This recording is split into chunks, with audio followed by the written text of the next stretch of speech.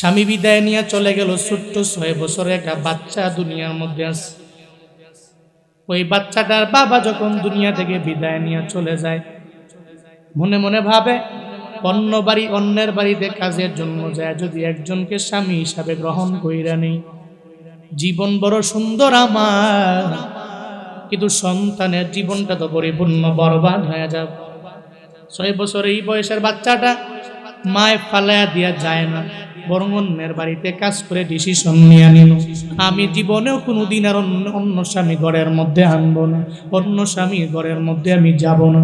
এই চিন্তা নিয়ে মা আগায়, মনে মনে ভাবে আমার 6 বছর বয়সী বাচ্চাটারে আমি লালন পালন করব, আমি তারে অন্যের বাড়িতে কাজ কইরা হলেও আমি তার জন্য একটু রিজিকের ব্যবস্থা আমি করে দিব, সকালের খাবারের ব্যবস্থা করব, দুপুরের খাবারের ব্যবস্থা আমি করব, রাতের খাবারের ব্যবস্থা আমি তার জন্য করে দিব।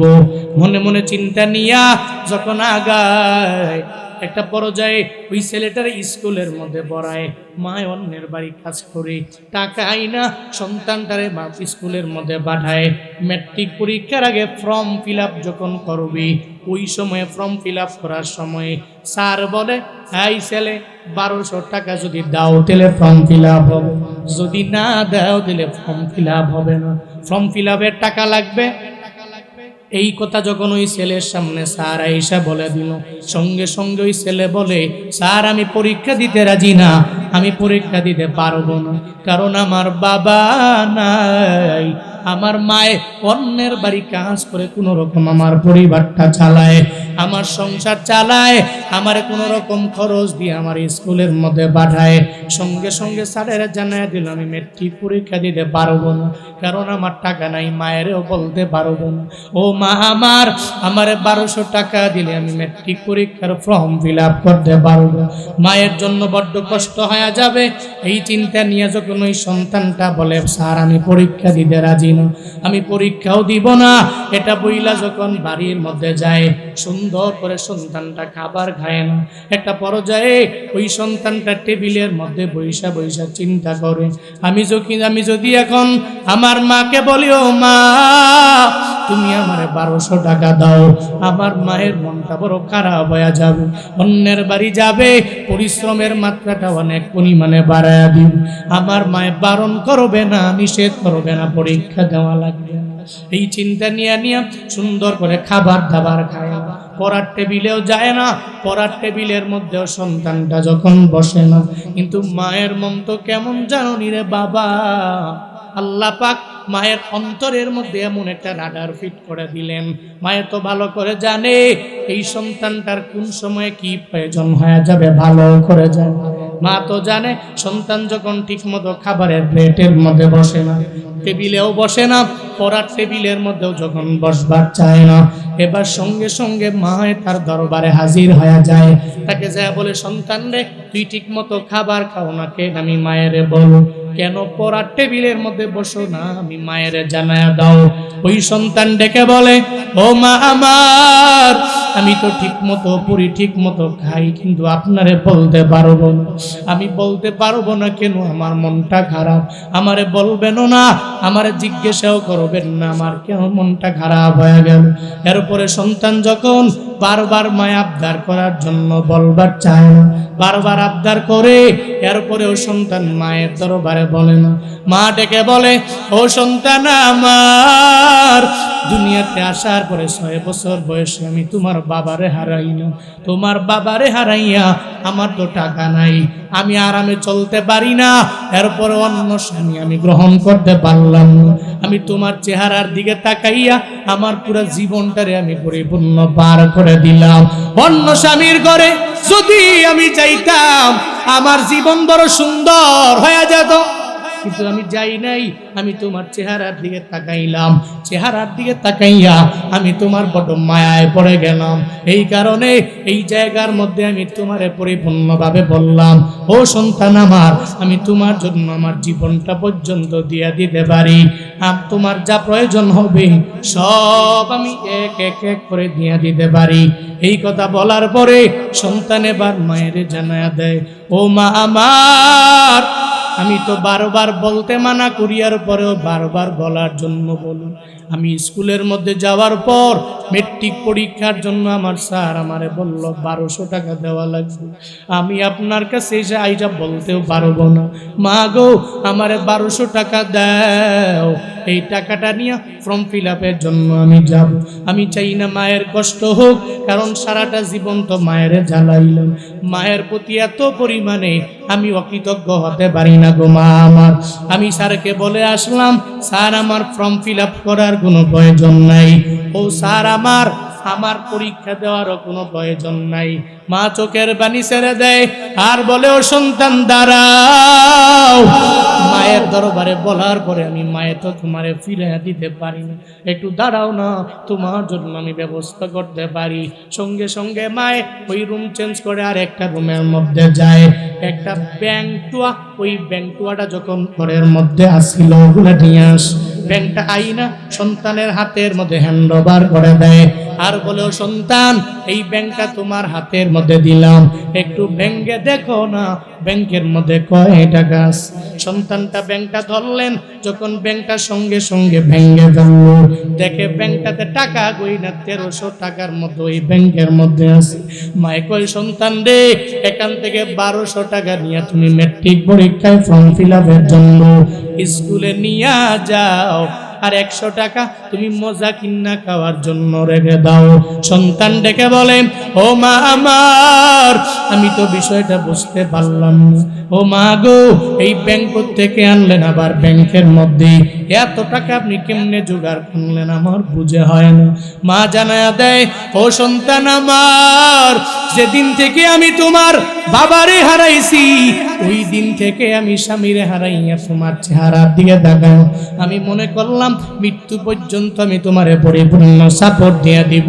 তুমি যেই জায়গার মধ্যে বিপদে পড়বা, মুসিবতের মধ্যে পড়ে যাবা, আমি মা গিয়া তোমার ব্যাকগ্রাউন্ডে দাঁড়ায়া যাব।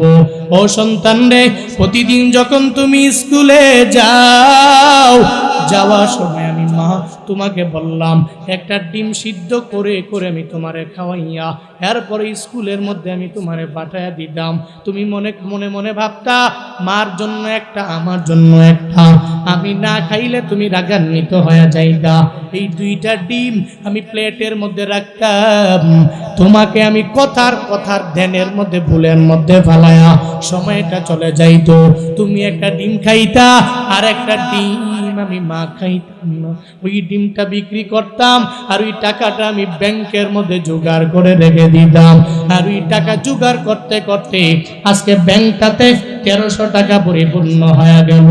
ও সন্তান, তুমি জানো না আমি মা তো পারি নিজের কিডনিটা পর্যন্ত বিক্রি করে দেয়া হলো, সন্তানকে আমি পরিপূর্ণ সুখে সাগরে নিয়ে যেতে পারি, ঠিক কিনা? মা পারে, কেমনে পারে? কিডনিটা বেচা দিয়া হইল, তুমি সুখে থাকো, আমি মা দুঃখের সাগরে ভেসে যাই, কিন্তু তোমাকে আমি সুখী রাখি। প্রত্যেকটা মা এটা পারে। কপাল করা সন্তান কিছু আছে রে, 25 বছরে বিয়ে একটা কইরা ঘরে সুন্দরী রমণী আছে, উরিশ কি সুন্দর সুন্দরী রমণী রে পায়া, মার তো দরকার নাই, এখন মায়ের রান্না বান্না করে করেন, বউ তো আছে, আছে না নাই? এই চিন্তা নিয়ে আগাও। তুমি মনে করো এখন মায়ের দরকার নাই, বউ আছে, সন্তান আদি যদি হয় তো আছে, এদেরকে নিয়ে চলতে পারলেই তো হইল। এখন আর মায়ের খবর নে না, 1-1.5 বছর 2 বছর পরে মনে মনে কয়, বউ যা পরামর্শ দেয়, দূর গ্রামের বাড়িতে ভাল লাগে না, এখানে থাইকো না, তোমার মায়ে খালি খেট খেট খেট খেট খেট খেট করে, চলো না একটু বড় শহরের মধ্যে যাই, একটু আরামে থাকি, একটু আরামে নিজের সংসারটাকে পরিচালনা করি। কপাল পোড়া যুবক বউয়ের কথা শুই না, আব্বা আম্মার কথা ভুইলা যায় শহরে বাসা লইয়া আরামে ঘুমাও, অসুবিধা নাই। তুই মায়ের খবর নেও না, বাবার খবর নেও না। খুদা কা কসম করে বলতে পারি, মা শুধু বদদুয়া দিলেই বদদুয়া লাগবে, বিষয়টা এমন নয়। মায়ের মনের আঘাত রবের আরশে মুআল্লা পর্যন্ত কম্পিত হয়, মায়ের মনের আঘাত আল্লাহর আরশে মুআল্লাকে কম্পন সৃষ্টি করে দেয়। এজন্য নিয়ত করেন, জীবনে কোনোদিন মায়ের মনে আঘাত দেওয়া যাবে যাবে। আল্লাহ মাকে ভালোবাসার মতো তৌফিক দান করেন। আল্লাহ যাদের মা বেঁচে আছে হায়াতে বরকত দান করেন। সকলেই পড়ি আমিন। জীবনের মূল কষ্ট মায়ের, প্রসব বেদনা, সাত আসমান সাত জমিন তখন মায়েরই মাথা। জীবনের মূল কষ্ট মায়ের, প্রসব বেদনা, সাত আসমান সাত জমিন তখন মায়েরই মাথা। এমন মা কি কেমনে আজি, এমন মা কি কেমনে আজি যাব আমি ভুলিয়া।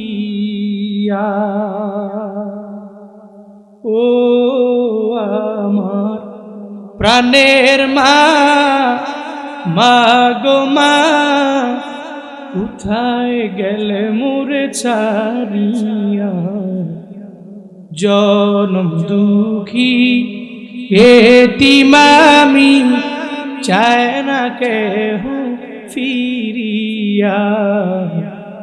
জনম দুঃখী এতিম আমি, চায় না কেহ ফিরিয়া।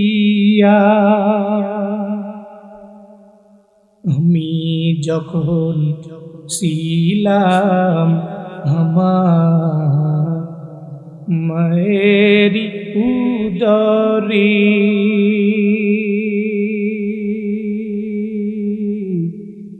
চলা ফিরা করতেন যে মা, কত কষ্ট করি। আমি যখন ছিলাম আমার মায়েরি উদরে,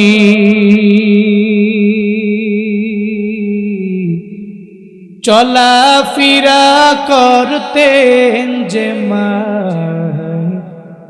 কত কষ্ট করি। আমার সুন্দর মুখ দেখি মায়ের, আমার সুন্দর মুখ দেখি মায়ের, ব্যথা যায় দে হাসায়া। ও আমার প্রাণের মা, মা গো মা, কোথায় গেলে মোরে ছাড়িয়া।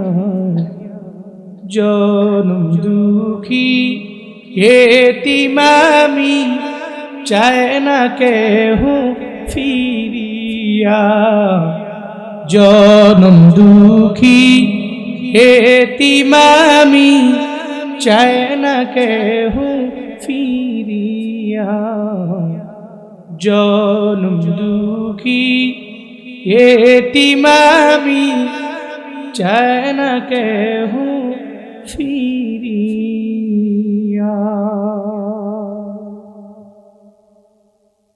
ওই মায়ের দোয়া নিয়া বান্দা আগায় গেলে তোমার জীবনটা বড় কামিয়াব হয়ে যাবে। ওই মায়ের দোয়া নিয়ে চলিও সলঙ্গার যুবকেরা, ওই মায়ের ভালোবাসা নিয়ে আগায় যাও। দুনিয়াতে চলার পথে দাম বাড়বে, সম্মান বেড়ে যাবে। জুনায়েদ আল হাবিব কেমনে পারি, কেমনে বয়ান করি। ইলমের পাওয়ারে বয়ান করি না, আমলের পাওয়ারে বয়ান করি না রে বাপ। অক্টোবর মাসে চাপাইয়া প্রোগ্রাম, রাজশাহীতে যাওয়ার পরে বন্ধু বান্ধবেরা বলে রাজশাহীতে থেকে যাও, 2-3 দিন পরে যাও। আমি বললাম চাপাইয়া আজকে মাহফিল, পরের দিন আমার কুমিল্লায় প্রোগ্রাম।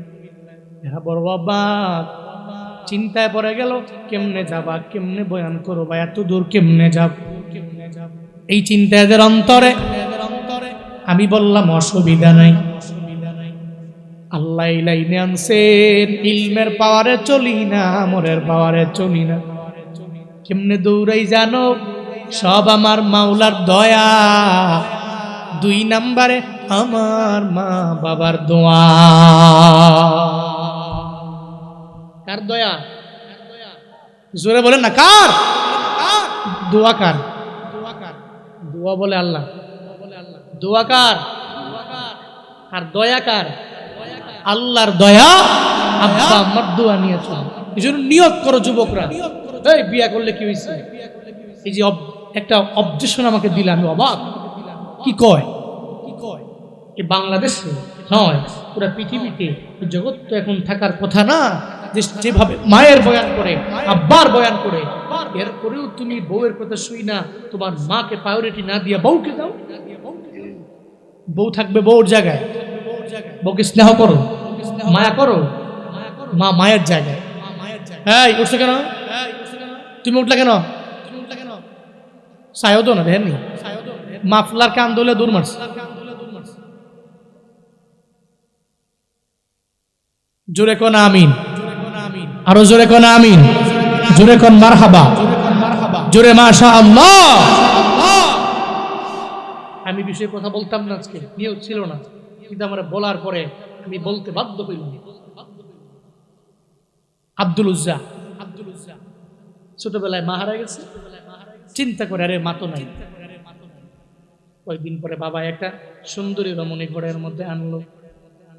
এখন আপন মা না সৎ মা রে বাবা, মনে রাখবা আপন মা তো আপন মা, সৎ মা তো সৎ মা।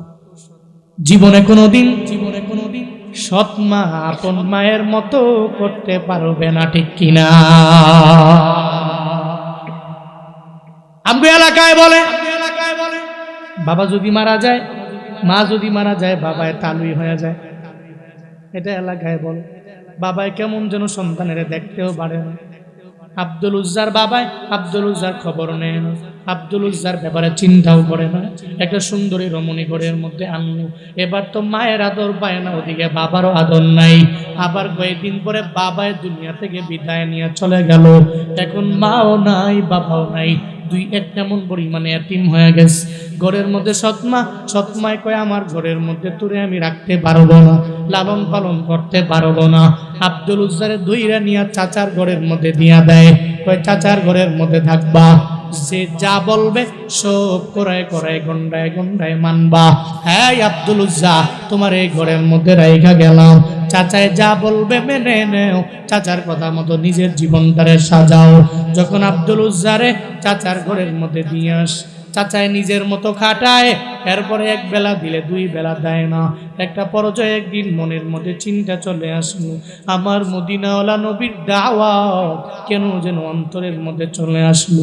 মনের মধ্যে বাড়ি দিয়া দিল, আমি যে মূর্তি পূজা করার জন্য লিপ্ত হয়ে যাই, এই মূর্তি পূজা তো আমারে জান্নাতে নিতে পারবে না, আমারে জাহান্নামে নিয়ে যাবে। আল্লাহর দেওয়া আসমান খাই, ভোগ করিয়াম আমার মাওলার দেওয়া জমি, আল্লাহর দেওয়া নিয়ামত আমি ভোগ করলাম, কিন্তু আমি যদি বারবার শিরকের গুনার মধ্যে লিপ্ত হয়ে যাই, তাইলে তো আমার আল্লাহ আমার প্রতি রাজি হবে না। আল্লাহ একটু একটু করে আব্দুল উজ্জাকে হিদায়াত নামক দৌলতটার সম্পত্তিটা আমার মাওলা দিয়া দেয়। কেন এটা সম্পত্তি জানো রে বাবা? দুনিয়ার সব তোমার জিন্দেগির মাল যদি এক পাল্লায় রাখো, হিদায়াতের সম্পত্তির মালটা যদি আর এক পাল্লার মধ্যে রেখে দাও, আল্লাহ পাক এই হিদায়াতের পাল্লাটা ভারী হয়ে যাবে রে বাবা। এটার দাম এত পরিমাণে বেশি। এজন্য তো বারবার বলি, ও আল্লাহ আমারে তুমি হিদায়াত দিও, আমারে আগে দিও, এরপরে সুধারে দিও, এরপরে কমিটিরে দিও। হেদায়েত চাইলে কোনো বান্দা ছোট হয় না, বরং আল্লাহর কাছে কোন সময় কোন বান্দার দোয়াটা কবুল হয়ে যায় এটা বলাও যায় না। কোন কথার মাধ্যমে বান্দা তুমি হিদায়াত পেয়ে যাবা এটা তুমিও জানো না, বক্তাও জানে না, শ্রোতাও জানে না, কেউ জানে না। আল্লাহর কাছে বলে দাও, আল্লাহ গো তুমি হিদায়াত নামক দৌলত আমারে দিয়া দাও, আমারে লাইনচ্যুত কইরো না, আমারে লাইনচ্যুত কইরা অন্য কোনো লাইনের মধ্যে দিয়ে যাও। এই যে মাশারি রাশেদ আল আফাসি একজন কোরআনের বড় খাদেম, সারা বিশ্বের একজন ইন্টারন্যাশনাল কারি। কি সুন্দর তার কোরআন তিলাওয়াত, যেই তিলাওয়াতের জন্য মানুষ এত পরিমাণে পাগল, এত পরিমাণে পাগল। ওই রাশেদ আল আফাসি কয়েকদিন আগে হঠাৎ করে জুব্বা টুব্বা কইলা, এরপরে পায়জামা কইলা, প্যান্ট শার্ট লাগাইল, প্যান্ট এবং গেঞ্জি পইরা, মাথার মধ্যে টুপিও নাই। এরপরে উলামায়ে কেরাম বলল অসুবিধা নাই, এটা তো হারাম না, এটা হালাল, চিন্তা নাই, পড়তে পারবি। আবার কয়েকদিন পরে এবার শার্ট প্যান্ট পরনের মধ্যে নাই, এমন একটা ছবি ইনস্টাগ্রামে আপলোড দেয়। কয়েকদিন আগে তাকায়া দেখলাম ইনস্টার মধ্যে আপলোড দেয়া দিল, কেমন পোশাক জানো নি? বলে নিজের একটা গেঞ্জি আছে, আর ওই গেঞ্জির পিছন গেঞ্জির নিচে একটা হাফ প্যান্ট, হাতও দেখা যায়। এটা তো হালাল বলা যাবে না। পৃথিবীর কোনো মাযহাবের ইমাম ভালো করে হালাল বলতে পারবে না, পৃথিবীর কোনো ইমামও এটাকে বৈধ বলতে পারবে না। হাঁটু দেখা যদি চলো, তাহলে প্রতিটা সেকেন্ডে সেকেন্ডে সেকেন্ডে তো গুনাহ হবে। টাকনুর নিচে যদি কাপড় যায়, তাহলে প্রতিটা সেকেন্ডে সেকেন্ডে বান্দা গুনাহ লেখা হয়ে যাবে। ওই হুজুরের কেন এত বেহাল দশা, এটা দেখার পরে হৃদয়ে রক্তকরণ হইল। আল্লাহর দরবারে বললাম, আল্লাহ এত বড় শায়েখ, তুমি যদি হিদায়াত নামক দৌলত থেকে লাইনচ্যুত করে দাও, ইহদিনাস সিরাতাল মুস্তাকিম, সহজ সরল সঠিক পথ থেকে যদি তুমি লাইনচ্যুত করে দাও, আল্লাহ গো, তাইলে তো জীবনে কোনোদিন আর তোমাকে রাজি বানাইতে পারবো না, সন্তুষ্ট বানাইতে পারবো না। এজন্য বারবার আমার মাওলার দরবারে বলা, ইহদিনাস সিরাতাল মুস্তাকিম, আল্লাহর দরবারে বলো, আল্লাহ গো, সহজ সরল সঠিক পথের বান্দা তুমি আমারে বানাও, ওই পথের যাত্রী বানায় দাও, ওই পথের একজন বান্দা বানাও, ওই পথের প্যাসেঞ্জার বানায় রাখবো। মৃত্যুর আগেও তুমি লাইনচ্যুত করবা না, আমার লাইন থেকে অন্য লাইনে নিয়ে যাবা না। ও সলঙ্গার যুবকেরা, আমার মাওলার দরবারে এটা বারবার বলে দাও। ওদিকে আব্দুল উজ্জার কি আসবো না, আসতে হবে, ঠান্ডা মান্ডা বুঝি না। মুশতাক ফয়জি হুজুর চিনেন? মুরব্বি আছে না? সোনামণি এখন তো পোলা বান্ধব বাজারও দেখলেই কি মুরব্বি ঠিক কিনা?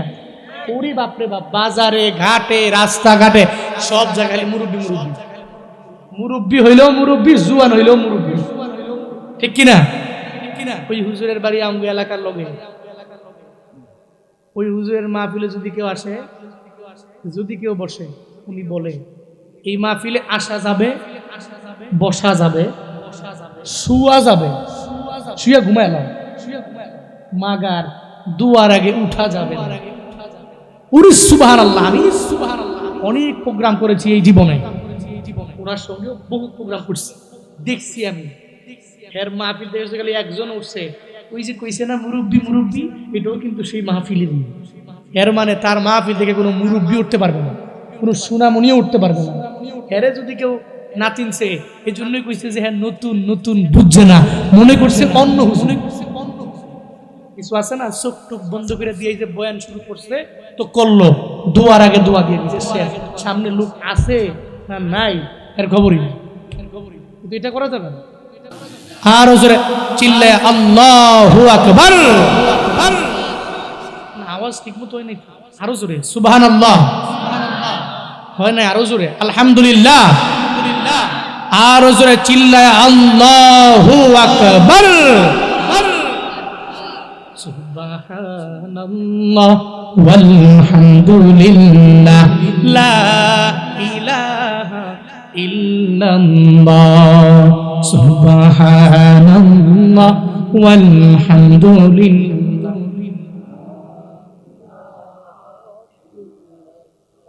তুমি বাঁচাও, তুমি মারু, অবিরত ক্ষমা করো। তুমি বাঁচাও, তুমি মারো, অবিরত ক্ষমা করো। ধরার যেই জন তাকেই ধরো, ধরার যেই জন তাকেই ধরো। তোমার মুঠোয় সবই আল্লাহ সুবহানাল্লাহ লা ইলাহা ইল্লাল্লাহ সুবহানাল্লাহ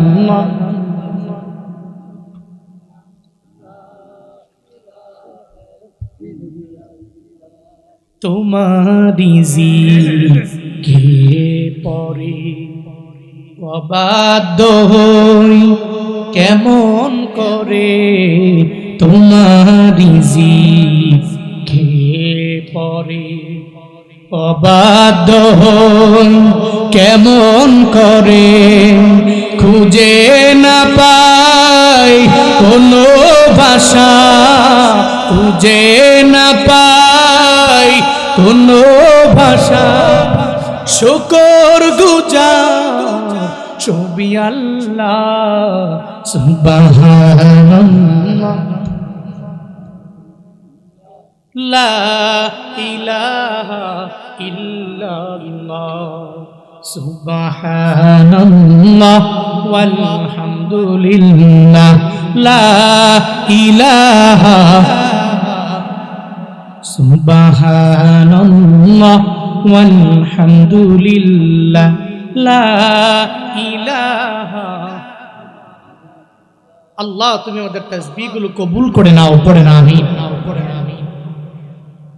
কি বলতেছিলাম আল্লাহ হিদায়াত থেকে তুমি লাইনচ্যুত কইরো আল্লাহ তুমি যারা হেদায়াত দিছো মৃত্যু পর্যন্ত তুমি হেদায়াতের পথের পথিক বানায় রাখো সকলে পড়ে না আমিন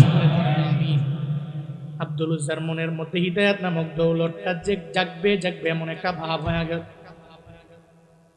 খানার প্লেটের মধ্যে বসা আব্দুল উজ্জার সামনে আব্দুল উজ্জার চাচায় বসে আব্দুল উজ্জা খায় না চাচায় খাবার যখন মুখের মধ্যে নাই বলে বাতিজা তুমিও খাও আমিও খাই এরপরে আব্দুল উজ্জা খায় না চাচায় খায় আব্দুল উজ্জা খায় না একটা পর্যায়ে গিয়া বলে আব্দুল উজ্জা রে কি এমন তোমার হয়ে গেল তুমি কেন খাও না আমারে বলো না বাতিজা কয় চাচা গো মদিনায় একজন নবী আছে ওই নবীরে চিনেন কি না আমারে বলেন কই নবীরে তো চিনি ওই মুহাম্মদের নাম আমি ভালোভাবেই জানি তার মতো আল্লামিন কেউ নাই তার মতো সত্যবাদী দুনিয়ার মধ্যে কেউ হতে পারে না আব্দুল উজ্জা ডেকে বলে ও চাচা আমার যেহেতু তারা চিনেন তো তার একটা কালেমা আছে এটা জানেননি বলে জানি পড়বেননি বলে না জানি কিন্তু মানতে রাজি তারে আপনি ভালো করে চিনেন তার মতো ভালো কেউ হতে পারে না একটু কালেমা পড়েন দুইজনে কালেমা পড়ে মুসলমান হয়ে যায় চাচায় ডেকে বলে বাতিজা রে দুনিয়া একদিকে গেল আমি তার কালেমা পড়ে মুসলমান হতে পারবো না আমার দলে আমি থাকবো এই দলের মধ্যে চুন খালি আমি মাখাইতে পারি না আব্দুল উজ্জা চোখ দিয়া পানি পড়ে চাচারে জানায় দেয় চাচা গো ওই মদিনাওয়ালা নবীর মায়ায় পড়ে গেছি এখন আর আমি কালেমা না পড়ে থাকতে পারি না আমি আপনার প্লেটের সামনে খাবারের সামনে আল্লাহকে জানায় দিলাম লা ইলাহা ইল্লাল্লাহ মুহাম্মাদুর রাসূলুল্লাহ কালেমা পড়ে মুসলমান চাচার মাথা বড় গরম হয়ে গেল বাতিজায় কালেমা পড়ে মুসলমান হয়ে গেছে এই আব্দুল উজ্জা এতদিন পর্যন্ত আমি তোমারে অনেক কিছু দিলাম আজকে থেকে আমি কিছু দিতে পারবো না এই আব্দুল উজ্জা আমার ভাই বাড়ি থেকে বের হয়ে যাও আমি যা দিছিলাম সব আমি চাচার হাতের মধ্যে হ্যান্ডওভার করে দিয়ে দাও ওই চাচা যা আছে সব আপনি দিয়ে দিতে পারবো কারণ আমি এখানে থাকবো না আমি নবীর দরবারে হাজির হয়ে যাব আর জোরে পড়া যাবে না আল্লাহু আকবার আমার বিদায় দেন আমি এই এলাকার মধ্যে থাকতে রাজি না, আমি থাকবো না, আমি আমার মদিনাওয়ালা নবীর দরবারে হাজির হয়ে যাব। চাচা কয় তোমার পরনের জামাটা আমার টাকায় কেনা, এই জামাটা আমার হাতের মধ্যে দাও। জামাটা কইলা দিয়া দিল, কয় কালেমার জন্য দিয়া দিলাম। কয় তোমার পরনের যা আছে সব আমার টাকায় কেনা, তোমার গেঞ্জি আমার টাকায় কেনা, তোমার পরনের প্রত্যেকটা বস্ত্র আমি চাচার টাকার মাধ্যমে কেনা, সব আমি চাচার হাতের মধ্যে দাও। আব্দুল উজ্জা ডেকে বলে, ও চাচা আমার, সব আমি আপনারে কুলে কুলে দিয়া দিলাম, এখন আমারে বিদায় দেন, দুনিয়ার মধ্যে হাত দেখা হবে না।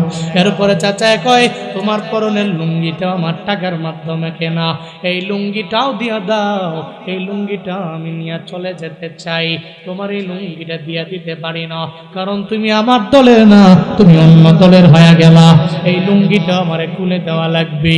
আব্দুল উজ্জা চোখের পানি ছেড়ে দেয়, জানা দেয় চাচা গো, এই দুনিয়াতে আমি আব্দুল উজ্জার মা নাই, আমার বাবা নয়, আমি বড় এতিম মানুষ, বড় দুস্থ অসহায় মানুষ, আমার কেউ নাই, কিন্তু আমি যদি এখন লুঙ্গিও দিয়া দেই, কোন ঘরের মধ্যে আমি যাব, কোন বাড়ির মধ্যে আমি যাব, যেখানে গেলে আমার পরনে একটা লুঙ্গি আমারে দিবে?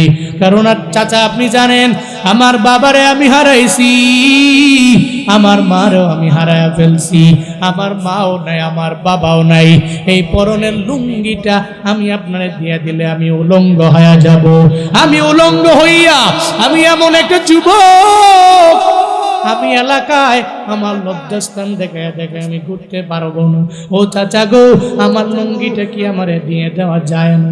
আব্দুল উজ্জা চাচা ভাতিজারে জানায়া দেয়, ভাতিজারে তোমার এই লুঙ্গিটা আমি তোমারে দিয়া দিব, একটা শর্তে, যদি তুমি কালেমাটা ছেড়ে দাও, আমার দলের মধ্যে যদি আসতে পারো, এর মানে যদি মুক্তাদ হয়ে যেতে পারো, কালেমা যদি ছেড়ে দাও, তাহলে আমি তোমার লুঙ্গিটা তোমারে দিয়ে দিব, এমনকি আমার সব পুরা জিন্দেগি যত কামাই আমি তোমার মালিক বানায়া দিব।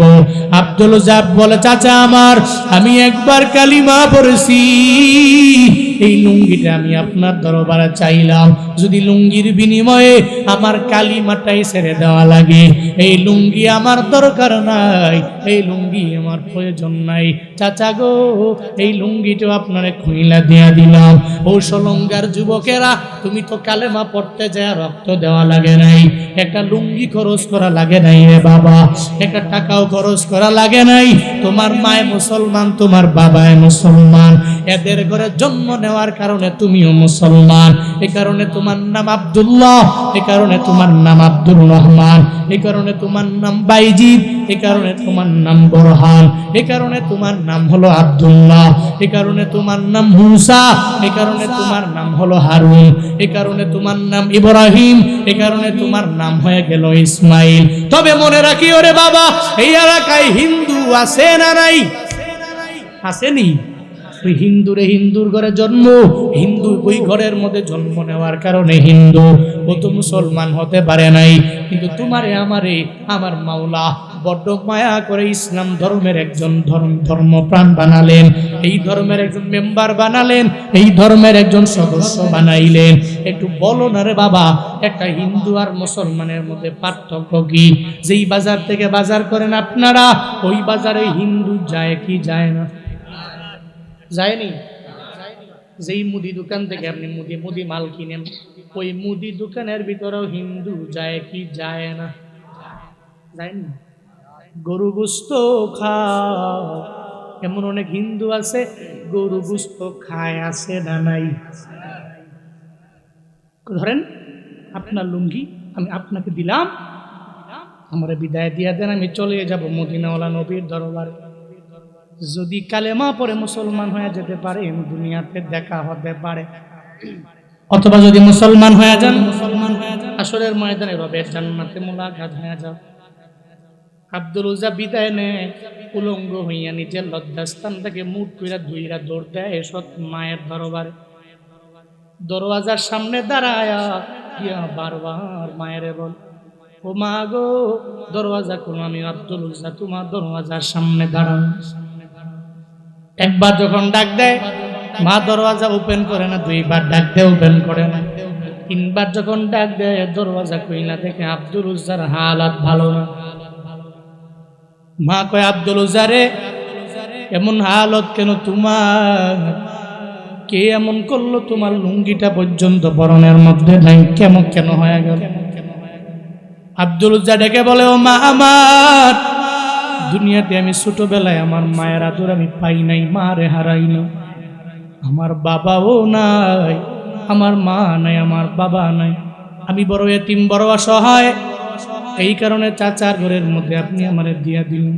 আমি কালেমা পরে মুসলমান হয়ে যাওয়ার পরে আমার চাচাই আমার পরনের লুঙ্গিটা পর্যন্ত বইলা নিয়ে চইলা গেল। এই জন্য আমি আপনার দরবারে আসলাম। আপনি যদি আমারে এমন একটা কিছু দেন যে আমার লজ্জাস্থানটারে ডাকবো, আমি আর আপনার এলাকায় থাকবো না, আমি মদিনাওয়ালা নবীর দরবারে চলে যাব। এরপরে যখন মায়ে কয়, আমার ঘরের মধ্যে তো আব্দুল উজ্জা কিছু নাই, একটা কম্বল যদিও থাকে আমারে দেন না। একটা কম্বল যখন দেওয়া হয়, ওই কম্বলটাকে দুইটা ভাগ কইরাম, জুলবাদাইনের জন্য নাম আব্দুল উজ্জা। তখন কম্বলটারে ভাগ কইরা এবার মায়েরে বলে, ও সৎ মা আমার, আমারে বিদায় দাও, দুনিয়ায় দেখা হবে। যদি কালেমা পড়ে মুসলমান হয়ে যেতে পারো, যদি মুসলমান না হও আর জগতে দেখা হবে না, হাসরের ময়দানেও দেখা হবে না। এরপরে বিদায় লইয়া দৌড়াইয়া মসজিদে নববী পর্যন্ত যখন রওনা হয়ে যায়, ওইখানে যাওয়ার পরে রহমাতুল্লিল আলামিন সাহাবায়ে কেরাম সামনে নিয়া মদিনাওয়ালা নবী বয়ান করে, দরওয়াজার সামনে গিয়া উকি মারে। নবী যখন দেখছে, রে নবী দেখছে একজনে উকি মারলো, এই সাহাবী দেখ না দরওয়াজার সামনে কে দাঁড়ায় আছে, কে যেন উকি মারছে রে, তারে আমি নবীর দরবারে আন না। এবার সাহাবী বের হয়ে যায়, দরওয়াজার সামনে গিয়া তাকায়া দেখে একজন আব্দুল উজ্জার বেশের মতো। ওই আব্দুল উজ্জা তেরা নাম জানে না, কিন্তু লোকটারে দেখলেই তো মনে হয় পাগলের মতো দেখা যায়। তার পরনের মধ্যে কম্বল দিয়া খালি লজ্জাস্থানটারে ডেকে ফেললো, আবার চুলগুলা কেমন যেন উলট পালট দেখা যায়, চেহারার মধ্যে কোনো সৌন্দর্য নাই, একটা কালো চেহারা নিয়ে দাঁড়ায় আছে। এবার যখন তার ব্যাপারে আমার মদিনাওয়ালা নবীরে বলে, মায়ার নবী বলে, আসতে দাও, আমারের সামনে আইনা দাও। যখন আব্দুল উজ্জারের সামনে আইনা দেয়, আমার নবী জানায়া দেয়, এই ছেলে, কই তোমার বাড়ি, কি তোমার পরিচয়, কেন তোমার এমন চেহারা, আবার কেন তোমার এই চুলগুলা এমন, আমারে জানায়া দাও। আব্দুল উজ্জা বলে, নবী আমার, আপনারে দেখার জন্য আমার জীবনটা আজকে এমন হয়ে গেছে। আপনাকে দেখার জন্য আমি আব্দুল উজ্জা কত বড় পাগল, ও পয়গম্বর, আপনাকে দেখার জন্য আপনার কালেমা পড়ে আমি মুসলমান হয়ে গেলাম চাচার সামনে। আমার মাও নাই, আমার বাবা নাই, কেউ নাই। আমার চাচায় আমি যখন কালেমা পড়ে মুসলমান হলাম, লুঙ্গিটা পর্যন্ত আমার কেড়ে নিয়ে গেল। মায়ার নবী শুইনা চোখের বাড়ি ফেলায় ফেলায় কান্দে আর বল, আব্দুল উজ্জা রে, তোমার মা নাই, তোমার বাবা নাই, আমি নবীও তো এমন এতিম রে, আমারও মা নাই, আমারও বাবা নাই, আমার কেউ দুনিয়ায় নাই। এমন একটা জীবন আমার দুনিয়াতে আসার পরে বাবার আদর কেমন আমি পাইনি। মায়েরও আমি 6 বছর বয়সে হারাইছি, 8 বছর বয়সে আমি দাদারেও হারাই ফেললাম। আমার মতো এতিম কেউ নাই। আমি জানি এতিমের কত পরিমাণে কদর আমি নবী ভালো করে জানি। ও আব্দুল উজ্জা, আয় আয়, আজকে তুই কালেমা পরে মুসলমান হয়ে গেল। কালেমা পরে মুসলমান হওয়ার পরে তোমার নাম আব্দুল উজ্জা থাকতে পারে না, আজকে উসিলাই করে দিল। আরো জোরে পড়বেন না সুবহানাল্লাহ। এরা নবীর আদর্শের মালা গলায় লাগাইছে। নবী বলছে, আব্দুল্লাহ জুলফাদাইন জান্নাতে আমার সঙ্গে থাকবে। এরা জান্নাতি, জান্নাতি মানুষ এরা দুনিয়াতে হয়ে গেছে। এই জন্য আসেন না, আমি আর আপনিও যদি চলার পথে নবীর আদর্শের মালা গলায় লাগায় চলতে পারি, সম্ভব আমার দ্বারা। ওই আল্লাহ যেহেতু এখনো আছে, ওই আল্লাহ এখনো আমাকে মায়া কইরা জান্নাতে ঢুকাইয়া দিতে পারে। লাস্ট একটা মেসেজ দেই, একটা মেসেজ দিই আপনাদের।